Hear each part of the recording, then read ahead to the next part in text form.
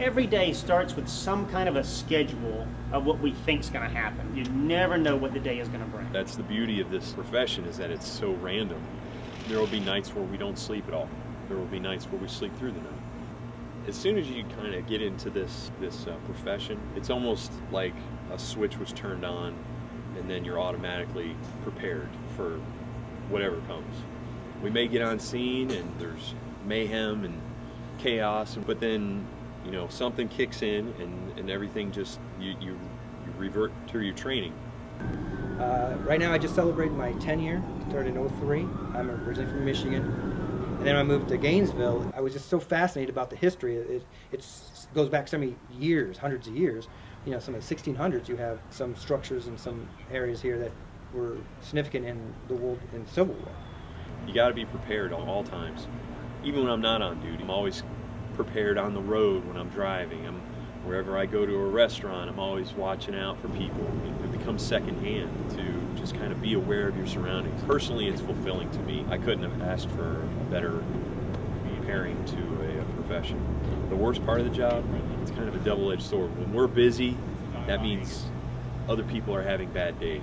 I've been here January 12th of 2014 will be 5 years. It seems a lot longer than that in a positive way. You get around people that you love, brothers, sisters, and they truly feel like family to you, and it definitely feels like you've known them forever. I've been in physical therapy for the last 15 years, and just one day decided that I wanted to do this. I mean, this is it's a lifestyle. It's not really a job. It's a way of living.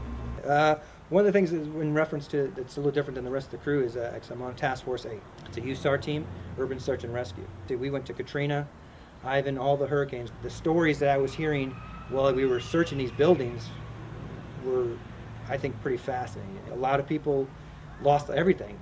I saw a lot of kids running around and they just had that look on their face like they didn't know what was going on. I had kids at that same age, and it was kind of a little hard to see these kids are going to suffer for a while.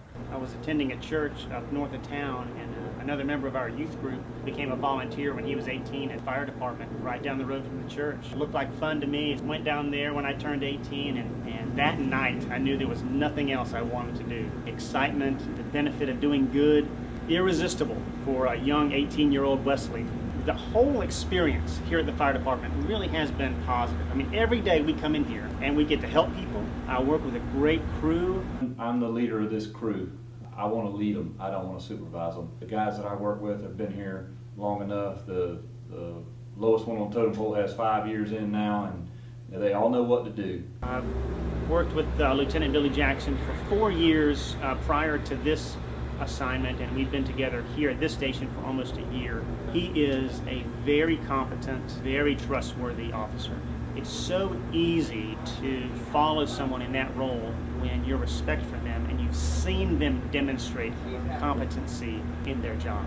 It was a tough choice for me. I didn't know if I wanted to be a cop or a firefighter. I knew I wanted to help people, and I had a good job that I'd had for 11 years. I wasn't getting the satisfaction I wanted out of that job. So I quit that job, sold my home that I had bought about a year earlier, went to fire school, put myself through school. I was basically homeless and unemployed.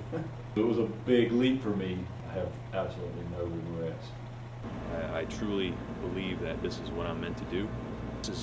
This is just like any sport. You have a bond with these individuals. Some of my best friends are here at the fire station. I've been in the military, so I do have an idea of what it's like to have somebody next to you that you know that you can trust them and they can trust you. We have less fires. They're getting to be less and less because of people's education, and people are aware now. The building codes are helping. The number of fires and fire-related emergencies that the fire department responds to is down significantly over the last generation. The fire department's identity has really changed from being primarily a fire department to being primarily a pre-hospital emergency care provider.